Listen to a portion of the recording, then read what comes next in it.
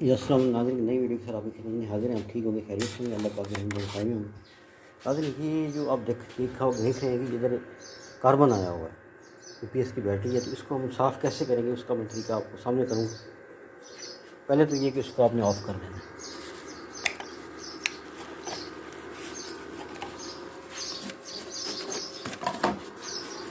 Of करके इसका सुत निकाल लेना।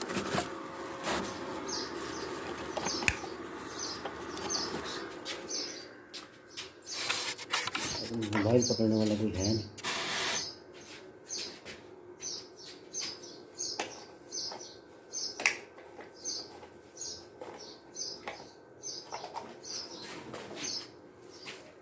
ये नाज़रीन हमने जो है अब निकाल लिया इसका, जो है आप देख सकते हैं